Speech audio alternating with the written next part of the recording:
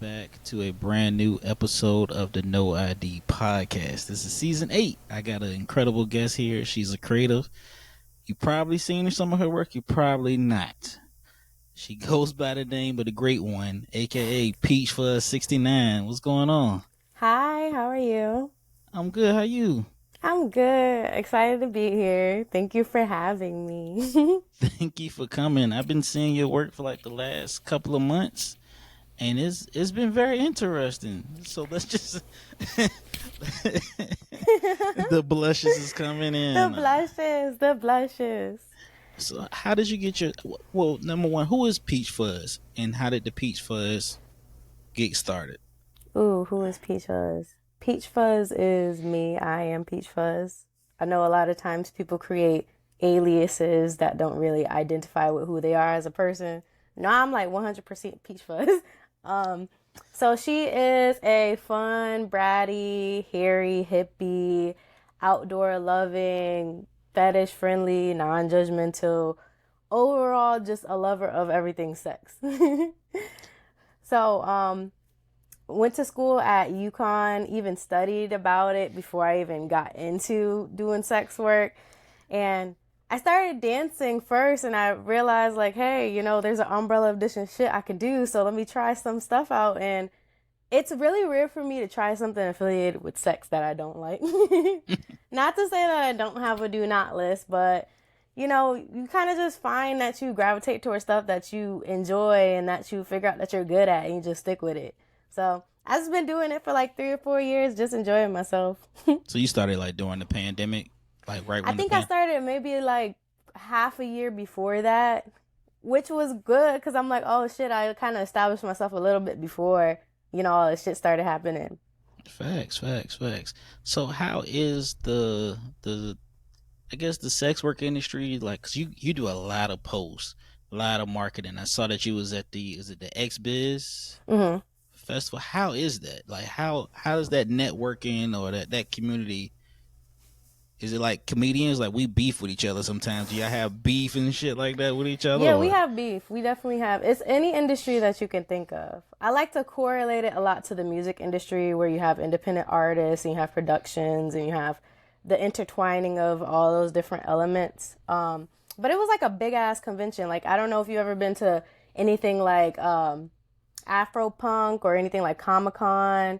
It's like a big ass group of people who love the same shit all together in the same area. So it's all love. It's all love. Of course there's beef. It's to me it's like high school. Everybody talking shit about everybody else, sitting at the table, but everybody's still going to the same classroom and still working with each other. It's funny. It's funny. But to me it's really like how you would correlate with the music industry.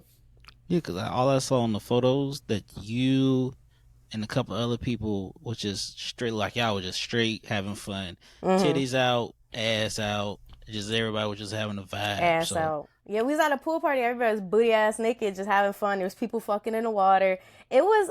It's nice to just be in a community where you don't have to think about any of that shit. Like, where can you go and just fuck in the pool and not have to like think about who's watching? nowhere. Exactly. I think like society puts like this stigmatism, and I'm gonna get more into it, but like on sex in hmm general, like we're afraid to talk about it. We're also afraid to like say how much we love it because we feel like we're gonna get judged, or what Right. kind of kinks and fetishes we are, because it's like an array of Mhm. fetishes. Are you into all of the fetishes, or like Oh Lord Jesus, no.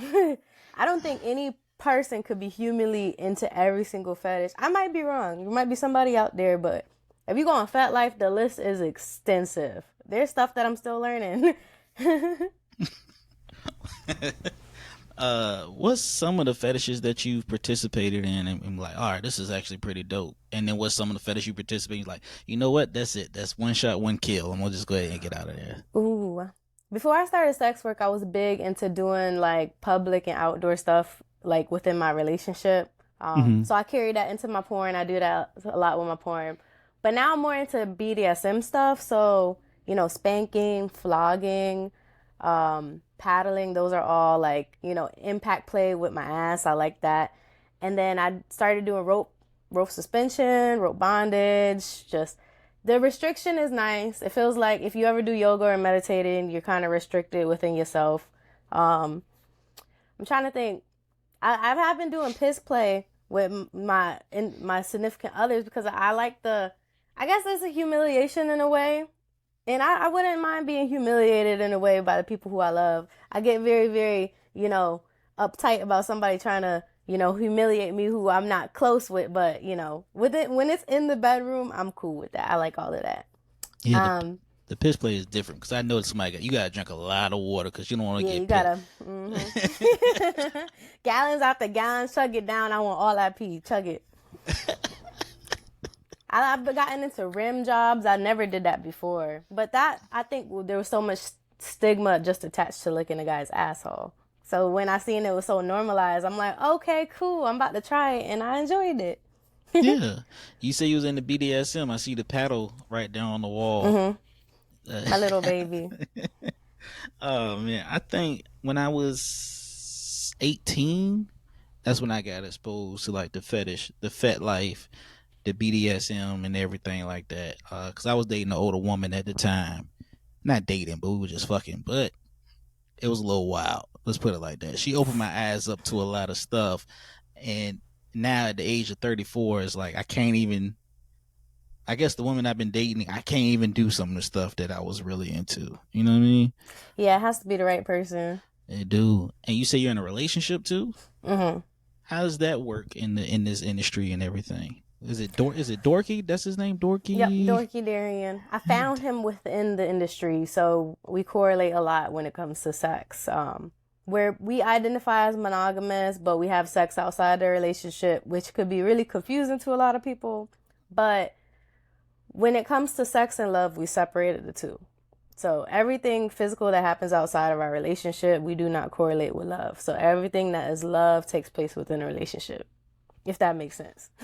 It does. It's like you go to work, you do your business, and then you come home. You don't bring the business across the threshold, I guess. I don't know. Does that make sense? Yeah. That's basically what it is, yeah. Everybody's either family or friends, and no one ever surpasses that. Yeah, because you guys shot scenes with other people before, right?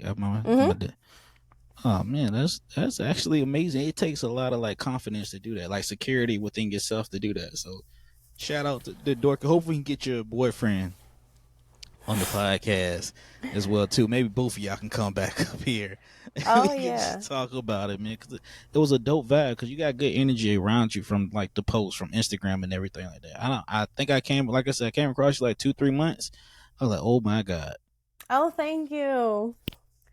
I appreciate that. Oh my god, the compliments that get into me, I love it. But it's to me, I really take a lot of value into it because, like me being a natural artist, that's my work. That's when people comment on my work, I'm like, oh, thank you. Like I put a lot of effort into that. You're supposed to. This seems like it's your passion. Like this was your true calling.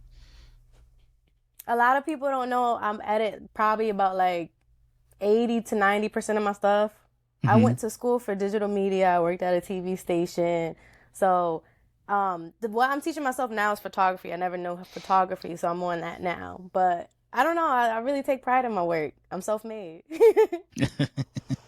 That's dope, man. That is amazing. Has there been anybody in the industry that you've worked with that you really enjoy working with? Has that been? You don't got to name no names. Has there been anybody in the industry like, you know what? That's it. I'm not working with them ever again. Yes and yes. So there's obviously two reasons why I wouldn't want to work with somebody. I think it's either because of communication, or our personalities just really just didn't align. So it's really, I feel like those are the two major things that most people who are not in the sex industry struggle with too. So it's natural to meet somebody, like I'm having sex with like 100 people a year. There has to be one person that I'm not gonna like vibe out with correctly. Yeah, you get those dudes in your DMs. They be like, I can change your life. You can retire and all that shit like that too. Of course. Like this is not anything new to me. There's people that pull up on while I'm walking down the street and say the same shit to me. Like, oh, I can change your life. Like everybody wants to offer you some sort of resource that makes them seem like they're so important to you. But my thing is, I'm a hippie. I'm a minimalist. A lot of the shit that people care about, I don't care about. So you're not gonna woo me, win me over. I'm big into personality. I don't care how much money you got in your pocket, because there's somebody else after you that's gonna be able to offer me that. I don't really care. So I'm really big into, are you loyal? Are you a good person? How's your personality? Moral ethics? All of that shit. Yeah, it takes a lot. I tried to date somebody in the industry too. They were a foot fetish model, and Ooh. yeah, that's how I Oh, got into there we go. mine. That's how I got into that part. With me was her. She was older, of course, and then we just clicked. But then it was just I don't know. I did the same thing. Like, I love you. I could change your life. I could do this. I could offer that. And I'm sitting here lying, living at home with my parents at the time. I was like, there's no way in Yeah. hell I can get her to stop. Because I saw the statement. Because this is before OnlyFans. This was when Rude.com. I don't know if you was familiar with that. I've heard of Rue, but I was never a user. Yeah, Rude was like what you get now, like on Twitter and shit. So you can post clips, videos. You can get paid clips. You can do samples. It had a chat room, and that was the site. That was the site. And then yeah, that's how I met her up there. Was on Oh, Rude. Yeah, we're still cool to this day, but she kept getting in and out of it, and I was like, you gotta make up your mind at this point. Like, you gonna right, retire? right. Yeah, man. What's the weirdest experience that you've had with in the industry? Like, what's that one? Like, damn, I got you thinking now. That's what we talking You about. do, because it's hard to find like actual weird stuff. As much shit that I've seen, like I've seen some weird content on Twitter, but the weirdest thing that ever happened to me, I would say when I first started out content shooting, um, somebody flew me out and we just didn't really have a good experience because, um, like when you're a newbie, you're first starting out, you don't really know proper boundaries. You don't have that skill set to set proper boundaries. You learn that, you acquire that skill over time. So, I got electrocuted because I ain't set proper boundaries to myself and for him. So yeah, stuff like that can happen so easily without having the proper communication. So for me, that was the weirdest thing because I never got electrocuted by somebody. So you was a toaster. You like I was a little toaster laying in bed, a little toaster. He was like, "You want to play with a wand?" And I'm thinking, when I hear a wand, I'm thinking of a vibrating wand. I'm mm. like, hell yeah. He brings out an electrical wand, but I didn't see it. And I was like, by the time I realized what it was, I'm already shot. Something like Damn. that can happen so easily if you don't have proper boundaries. Like now I have an actual don't do list. Don't do the peach. Most definitely. So how does the marketing and everything go into the peach? Because you post a lot on Twitter. It may be Hmm. like a random thought. Like, I think one day you was like, "Oh, I got my toes pain. I'm trying to get my toes up." Oh, oh, I got a fire ass video coming out. Oh, I'm trying to get like this early this morning because you pop up as like a fit. But we Early. felt, yeah, it was like early. It was like, I think the one that got me was like, I was so laughing so much. I want to get sledded out and peed on. When is this like, Yep. I think I woke up this morning and think about that too. But I don't know. Really, I use my social media as a gateway into my mind. I like to think that I'm an open book. So the way I tweet is really the way I talk. So I'll really wake up thinking like, man, I want some dick right now. And I'm just tweet it. I was like, man, I share it with my friends, my fans. Everybody know who the fuck I am at this point. So I ain't got no secrets to hide. My pussy all out. it's out. It's out. It looks good. I mean, I saw one picture. It's like you had it all out. It's like PeachFuzz 69. I was like, oh damn, this is why they call you PeachFuzz. But I like it though, because everybody doesn't Thank want a you. bald eagle. Hey, I think I I'm gonna really be. appreciate that because some people don't catch on to that. You'd be surprised some people really don't catch on to that. No, man. Honestly, like, what was it? The other day we was texting, and I think you had said something. Said, "Is she single?" And then I had text you like, "Is she single?" Like, "Nah, I'm still got a boyfriend." I was like, "Oh, all right." Communication over with on that shot right there. You know what I mean? Just He's so sweet. I was like, nah, I'm gonna end that one off if I shoot a shot. Cause like this weekend was just bad. It was just bad for me to even do a podcast interview or a meetup with you or anything. Cause I was in Connecticut, but I was focused on that show. That makes sense.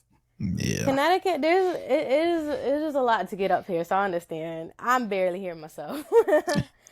But that's why I tell people all the time, like, there's always a next opportunity. And a lot of times that's one of the things that I don't necessarily like about promoting that I have a boyfriend, because let's say like somebody like you, it'll be like, oh shit, this girl got a boyfriend. You know, he could be crazy, she could be crazy, they both could be crazy. So let me just stay away. But if a lot of times, like me and Dorky have actually gone out on dates with my clients and just hung out and stuff. He's like mad cool. So I've never found a guy who I've dated that's just been so relaxed at my ability to just be with other men. And that's what I really appreciate about that. But he's still king to me. He still treat me like queen, but he ain't no submissive. He's still a dom. Yeah, yeah, y'all have a good vibe, man. I saw the church, not the church video, the marriage video. Oh The yeah. yeah, We ain't there yet. It's high hopes. We in there. Everybody already call him my husband, but I don't know. I seen this wedding altar. I'm like, let's fuck outside at this wedding altar. Oh. yeah. And he just go along with my crazy ass ideas. I'm the kinky one. He's more laid back. He just want to have sex in bed and just get his dick sucked and be all normal. But I'm like, nah, I want to fuck on the roof. I want to fuck in the car. I want to go outside. I want you to piss on me. I just want to do all this crazy shit. Yeah. Have you gotten into this was it scat? Because I found out about that last year, scat play. Have you gotten into scat? Yeah, I've been doing scat actually since I first started, but I didn't realize how many people actually want to see me doing it. So I started doing it more, and I'm like, all right, cool. I'm not opposed to it. Like, there's literally like maybe like 5 fetishes that I'm against, but it's really, I don't know. I'm very fetish friendly. What for people that don't know what scat is?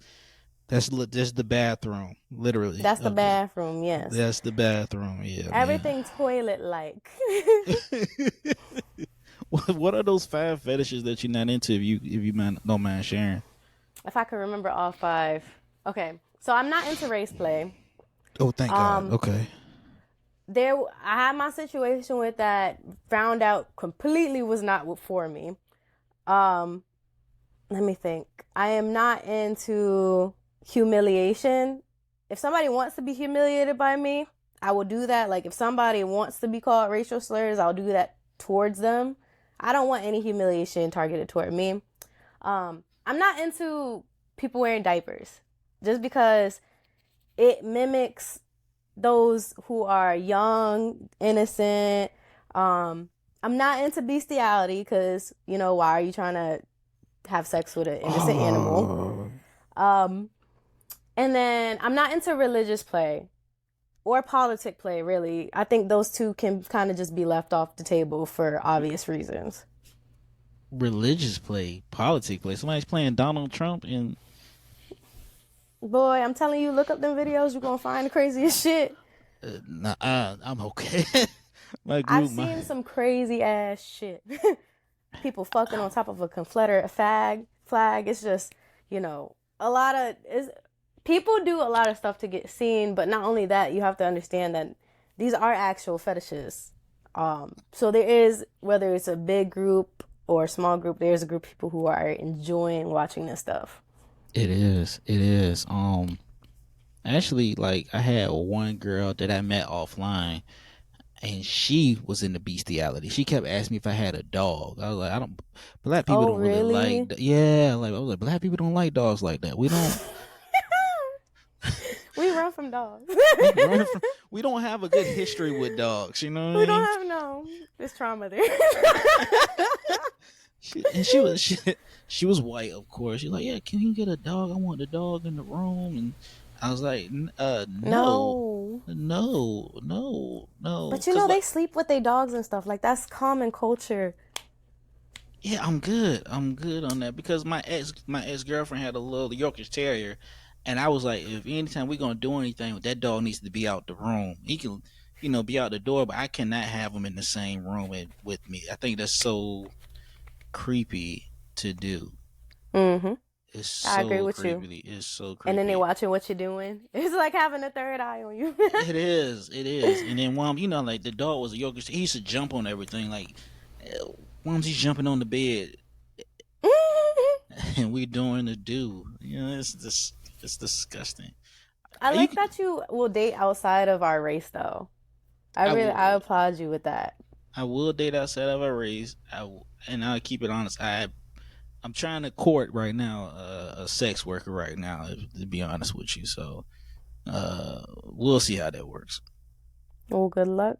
Best of luck to you. I'm sure Yeah. if you just present, your true self, that's all that they value. Just somebody being truth and honest for them. Especially in the industry where people are just so fake, basically. So, Y'all think it's fake here? Like in that industry, like if you was ever a comedian, you would see how fake this shit is. Like right. you probably get this too. You probably lend a helping hand to somebody, and they'll take that same hand and try and smash you with it. Right. Yeah, To me, it reminds me of how lawyers operate. it, I don't know. I love comedy. I love comedians. I've been friends with a few comedians. If I was actually funny, like how y'all are, I'll probably be a comedy. I'll probably be comedian. Comedy is like a great line of work. But I do see how much skill set effort has to go into it through your stage performance, the presence, having to have everything on cue, remembering your lines, just the synchronization of jokes. It's a lot of shit. it is. But it's I think it's a lot to do with the things that you're doing, making sure your content is right, the angles, the precision. Uh, your marketing is amazing. I told you that one. The social media, your Oh, social thank media's you. presence is there. Is either a photo shoot, a video, or just a random thought that you didn't have when you woke up in the morning. And I respect it. I can't even get into like the consistency of posting because I think you're supposed to post. I think somebody told you got to post every 2 to 3 days, and I was when they was paying that $10 on Hmm. Instagram, but then when they said we're not doing it no more, I was like, yeah. No, I agree with you. I've certainly, it's one of the hardest things I struggle with is always having an online platform because literally being a hippie, what do you want to do is just be outside and not be geared toward technology all day long. Um, Editing stuff all day long, it's just very, very time consuming, but I just kind of cut breaks and just give myself time to do yoga or watch TV, go outside, play with my cats, like just be a normal fucking human being instead of being a computer rat all day. Facts. Is there anybody in the industry that you looked up to? And you like, okay, this is the person that I aspire to be. And if you did, was that person? Well, if you met them, were they an asshole or was they like just chill? Ooh. That's hard because if I'm being honest with you, before I entered the industry, I did not know anybody. The only person who I personally watched before that was Pinky, and I did not get a chance to meet Pinky yet. I'll be honest with you though, after learning about a bit about people's journeys, I really digged Misty Stone a lot. And I actually did get a Ooh, chance to meet her and talk to her. And I thought that was a lovely ass conversation. She's just so her she's just so positive and just so loud and just so happy and it's just like you can't just not be happy around her. mm-hmm. That's facts. Like, I tried to get Pinky for my podcast a few times. I think I gave up after like the 50th email of sending to, Ah. because you remember she like now like people insult her, but they don't realize like she was a goat. She's a Mhm. goat in the She industry. still Like, is a goat. yeah, like she, and then they make fun of her and stuff. I'm like, bro, you don't know. She got a lot of people through a lot of hard times and long nights. Mhm. Like when the website was popping, she was actually putting on people like Victoria Cakes and all of them. She was putting them on, like using her platform, put them on her website. So we can't Mhm. knock her. We can't knock her for what she's done to the game. Now I don't know if she's still doing it or not. I just saw like she's on this fitness journey now. So I don't know if she's out of the game or not. So you can't knock her. And Misty To Stone be was one of fair, the first one. I liked Pinky when she was like smaller than me. I liked her when she was bigger than me. I liked her both. I like everything Pinky. Me too. Pinky, if you listen to this, please come on the YD podcast eventually. Yeah. Like we Yeah. need you up here. Like her, I'm just gonna name them: Cherokee Diaz, Misty Stone. Spontaneous Ecstasy was the first one. I think she had the world record for the most people involved in the gangbang or something like that. I don't know if you You familiar with that? But she had I think she's still in the Guinness Book of World Records for that. Oh, that's cool. She would do like three at a time, like one on the left, one on the right, and then one in the center. But like they had people to warming up. It was like dudes. I was like, oh man, this is a dedication for. Right. And to Yeah, just orchestrate that, that's a lot. The documents, the paperwork, the SCD testing, and have getting people there on time. That's a lot. that's a lot. I think Yeah. her and what's the shit? Adina Jewel. See, I'm going back because the classics, the newest ones now since the OnlyFans and the clips for sale and the mini was it mini clips and all them. You don't Mm-hmm. really get that same vibe like you did back in the day. You would get that little No, nah. it was a little bit more interpersonal. Like it's just the feeling of walking up to a magazine cart and picking up your favorite like Playboy, Jet magazine, and just being able to open up and be like, "Oh, this is what she was working on for the past like couple months. I haven't seen her in a while." Versus everybody's so tapped in now. Like it's very rare for people to get like excited or surprised by what we're doing. It really is because there's so much out there. It's I so th- much to be so aware of. yeah, man, it really is. How's the OnlyFans industry going on? Because I know y'all went through the well. First, it was a change of OnlyFans where they say you couldn't do pornography. Then it's like, nah, we taking that shit back. You can go ahead and post pornography. How is that like the OnlyFans industry? It's like being in a relationship that keep breaking up and making up. That's what it feel like. It's like each and every day, it's like, okay, we're cool now, but at any point in time, you could just change the regulations. And don't get me wrong, any website has the ability to do this, but you have to look at their track record. I've been on their website for like maybe like 3 years, and they've probably switched up maybe like 6 or 7 times. Mm-hmm. And I've only had other websites switch up if they needed to, maybe once.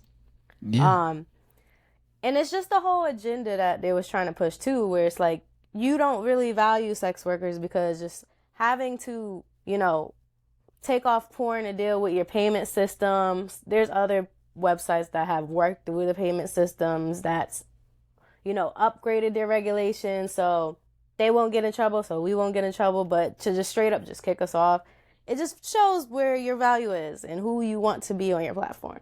that's They big are facts. allowing us, but it's kind of like a bittersweet. It's like y'all don't really want us here though.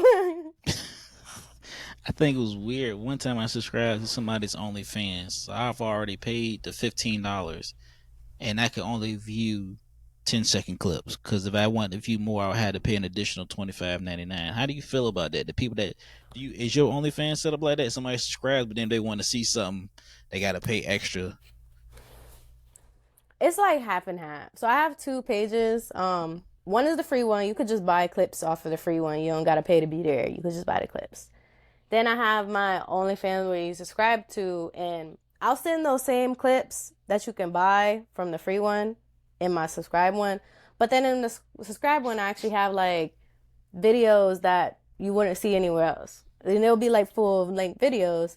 So I think I have one of like me and four other people playing Uno naked, and then I think I have one of me and Dorky up.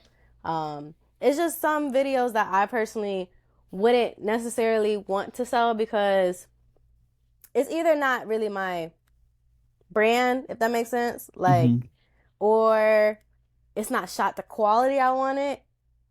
So I'll put it up on OnlyFans because I'm like, my OnlyFans fans don't care. They just want to see me doing shit. Yeah, they do. We only want to see you doing something. It's just That's it. enough. It's enough. We will rewind that 10-second clip 400 times to just get to. I'm just playing. But we Yeah. will, it is because like Twitter since Elon Musk bought it, like it's been rampant. Yeah. It's been rampant with a He's lot been of letting stuff. everything fly, and I love it. Yeah, man. Yeah. You know what's gonna happen next? And you heard it from me first. I don't think anyone's trying it, but you know how people have Snapchat Premium? Yeah. People about to start having Instagram and Twitter Premium. I swear. I swear to you. I thought it was like with close friends because I got some people that got close friends. Like you got to pay an extra $10.99 to see this, see that. Mm-hmm. Some Yeah. people had it listed in their bio. Some people have like communities you could subscribe to. Yeah. Yeah. My Yeah. phone just did that thing where I'm on 10%, and I don't know what to do because I have to keep the headphones in. Okay. So what we're gonna do? Uh, we gonna hopefully get this as a part 2 eventually. I got your We're gonna do a contact. part 2 then, because I owe you. I owe you too. So I'm going to go ahead and sign off on this one. For those that's listening, be on the lookout for part 2. This is PeachFuzz 69. So I'm going to also say this to the listeners out here. If you see her tagged on my page, I'm going to not ask you, but I'm going to tell you to be very respectful to this young lady.